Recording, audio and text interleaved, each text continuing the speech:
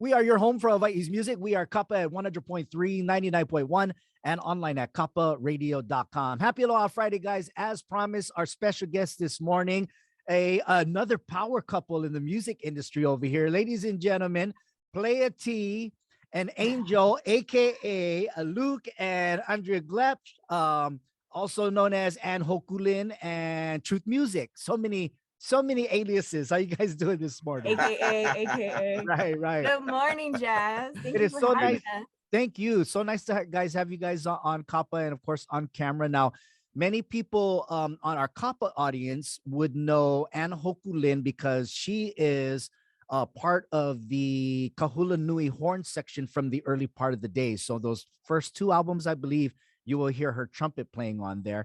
And of course, Playa T or Lucas, of course, a very known musician and producer here on the island who plays with everybody.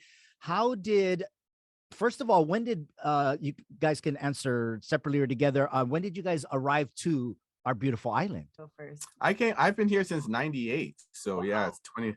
So I think I'm officially Kama'aina now. You're officially. I was on Hilo side for 10 years and then I've been in Kona since. And then Andrea came maybe 12 years ago. Yeah. And Lucas is, of course, from my neck of the woods. We're both from the Bay Area. Andrea, where did you come from originally? I grew up in the Marshall Islands. Oh, wow. Yeah. And so had an island spirit. And then I moved to New York City to pursue music for many years and was a touring freelance trumpet player and went back to school to get my teaching degree at the end of my stay in New York. And then my family had moved out here from the Marshalls and I came to stay with them thinking I was going to pass through and maybe I was thinking of teaching music in Central America. Wow. And then I met Luke and the rest is history. The rest is history. Yeah. Where does a young lady decide that she wants to grow up and be a trumpet player? I know. Well, it's one of those things where you don't know why you fall in love with the art that you fall in love with or why, when I was a young kid, it really spoke to me, the sound of the trumpet and the emotion that it carried. And so I think my mom's a visual artist. There's a lot of musicians in my family. There was something about that deep emotion that spoke to me. And it just hooked me from a young age, Wow. Now you guys are part of a group of musicians that I like to refer as to the monsters on this island. Oh, shoot. and because we have our local musicians that play at the clubs, which you guys do too as well. But then there are also those musicians that read chart music and able to jump in with anybody without rehearsal and just jump in and read charts. And you both are those kind of people. How has it been being musicians and producers during a pandemic?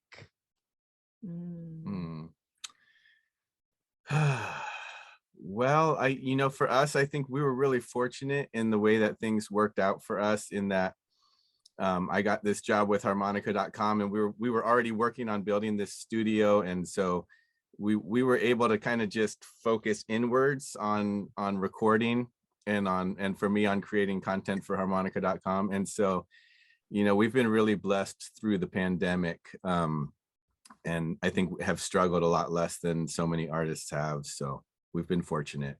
Now, real quick, tell us about your academy.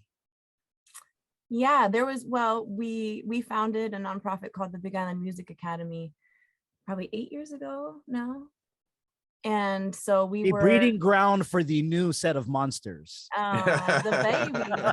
Well, we noticed just this island is so special, and we really felt that there's just such a creative energy here, and the kids are so incredible, and there wasn't a lot of programs for them to explore, especially instrumental music. Mm-hmm. And so we had started teaching at Innovations Public Charter School, and we were doing music and drama with them. And then we just were like, these kids are freaking awesome. Like, let's teach them like what happens if we put a bass in their hands. And we just were blown away. So we kind of, without really thinking ahead, it just happened really where we started this program. We noticed our students had nowhere to go when they went into high school in terms of pursuing their music. So we created this after school program for them. But yeah, since the pandemic, we haven't been able to restart because so much of it was performance based. Right. And we just haven't been able to figure out how to make that work. So that has been a big shift in our lives, as well as just as musicians not playing live, like all of that just stopped. So yeah, it really, the pandemic has been a time where we had to shift and just think more about creating content that can go out online.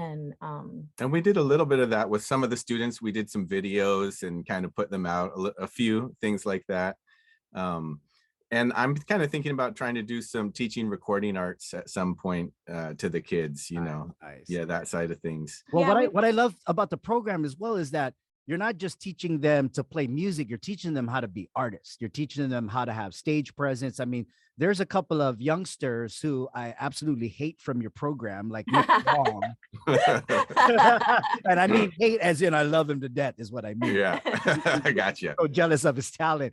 But you actually, like somebody like Nick Wong, who is a youngster who learns how to play, but now is producing and arranging and everything himself because you've taught him how to be an artist. Just amazing work that you guys have been doing. I'm hoping that it opens up to where you guys can continue that work. Oh, thank you. We hope to, and we have dreams for the future. It's just, it's kind of one step at a time right now, in terms of figuring out what this new reality is. But yes, absolutely. Part of our long-term dream and goal is that we're going to create a center for kids and have more a performing arts and recording arts focus. Yeah. Awesome. So tell us about the new single, Love Rebel. Well, I mean, it's our little reggae debut. I hear my son screaming. All good. Mine's under the table. I have my hand over his head. He's so quiet. Good job. Okay. Should I go check on him real quick? All good. Okay, she's be right back.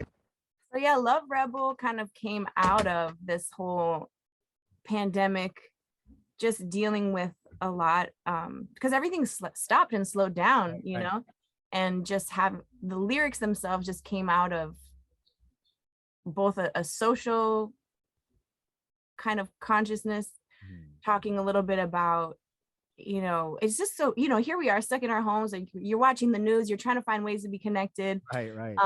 Suddenly you're like in close proximity with your family all the time, you know, which sometimes is good, sometimes is bad, all of it, right?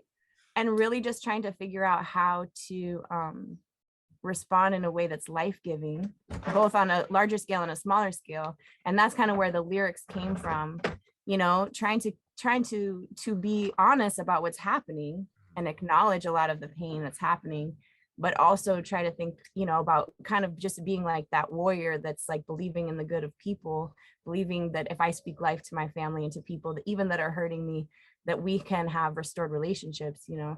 So that's kind of where the lyrics and stuff came from. And then of course Luke, you know, put his magic on it, you know, we're gonna do the C major here and it's gonna like be this magic thing, everybody up, you know. And then we had Reggie Griffin, who's just like the legend, Reggie. The legendary, you know, legend, man. I used to watch him when I was a kid in the Bay Area. I used to watch. Then when I found out, I'm like, no, Reggie Griffin. There's no way he lives in Hilo. There's no way.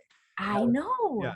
There's so many hidden gems here. It's incredible. So we connected with him, and so he collaborated with us on the horn parts. And then we flew him out here, and he's we got to kind of brainstorm and put this cool like horn section on there, and the Love Rebel was born. There you also have a couple of wonderful sisters on there as well. Oh, yes. And of course, Monty Spencer. Tell us about how that bringing them aboard. Well, yeah, that's kind of part of this whole just feeling right now about how do we uplift each other and how do we honor Native voices, different voices with different experiences, and just let them shine. Like I love those girls so much. I admire their artistry so much, and so to be able to have them be a part of the song and just like bring their style and their depth of experience to the song just was so special and meaningful to me for sure. Awesome. Now there's a video that goes along with this, and thank you so much for having me in the video. I was yes, I'm not playing on the song, but I am the stunt double for the drummer. In the song with me. I hope whoever played drums on that who played drums on that. I hope was Russ McKinnon. Oh, Russ McKinnon. Ross, what's up, man? I hope I did you justice, bro. Trying to be like you, but what a wonderful video. What I loved about it is, aside from Monty and Binti, you also have like other local musicians as special guests in the video. Tell us about who else you got in the video and whatnot. Keone Thompson, Keone, I love this scene. He's like running away from the campfire. He's like shaking his guitar above his head like he's a caveman with a club or something. It's classic. And DJ Natu, and let's see who else is in there. I guess Jarrett. Oh yeah, Jarrett, and Nick Wong was in there. Actually, he didn't actually make it in the video, but he was there. But his face didn't make it in. Our daughter Kaya's face actually made it in the video, so that was sweet. Fernando. Oh, Fernando Pintor, yeah. Ian Delgado on Ian sax. Delgado, that's right. Yeah, sax player. Yeah, it was kind of cool because we were like lip syncing the video, but we're playing along. And it was cool just vibing with those guys I've never played with before. And I was like, wow, where did these guys, some more gems, more hidden gems on this. I'm like, where'd this guy come from? Where'd this guy come from? Yeah. Yeah. And on bass was Jumbel. Yeah, yes. Jumbel Marassi. Yeah. Crazy. All these guys from like Argentina and yes, that are coming in killing it. Yeah. But that's what I love about this island, and that's been my experience as I've been here, is just like being blown away by the amount of talent and diversity and just people that you can come together with and create with. And I mean, you and I, we know each other from back in the Bump City days. Yeah. All three of us. Yeah. So like for a long time. You guys fell in love during the Bump City era. I was like, what? Hey, that's like, cool. I figured it out a long time ago, but now you probably figured it out before we did. Yeah, where can everybody get the single? The video we posted on our Kappa Facebook. It's available there. It's also on Ann Hoku Lyn page. But where can everybody actually get the digital download for the song? It's available on all streaming platforms, or in Amazon, iTunes. It's everywhere. Awesome. Now, is there a album that's coming with this? You've released a few singles, and that's kind of the thing now, where people are just doing singles. Is there, once you get to 10, are you going to put these all on an album? Is that the intention? I mean, we have way more than 10. I think we have maybe like 17 in the hopper. And we're kind of trying to figure out, like, what do you do these days, right? Do you do an album, or do you just do singles? Like nobody streams an album, right? So so I don't know. I think we were kind of thinking about just trying to do a song a month or something like that. Although in March we've got a couple exciting shows coming up, and particularly on the 24th at the Kahilu Theater, we're doing the Love Rebel concert. Yeah. Kahilu Theater has been a lifesaver for many musicians, being able to do either virtual or both. So that is awesome. That's on the 24th, you said? Yeah, that's on Thursday, March 24th, and it's going to be at 7:00 p.m. And right now, I think they're selling to like 50% capacity is what they have approval for right now for live tickets. Roger. But also on the Kahilu TV, it'll be live streamed too. And folks, if you are a subscriber, the video stays up there. So the performance, you can watch it at a later time if you're a subscriber as well. So please go pick it up. Love Rebel, available on all digital formats. And then, of course, March 24th, make sure you check them out at Kahilu Theater. Brewfest is coming up, I think, too. You guys will be at on the 12th. March 12th, yeah. Right on. Congratulations, guys. I'm so blessed to be just like in your crew a little bit, small guy. Likewise. Yeah, yes, you thank are Monster so too. much. That's yeah. We love you. Thanks for having us and supporting love the music. Guys. Yeah. All right, guys. Thank you, guys. Love you. All right, love you. Too. Aloha.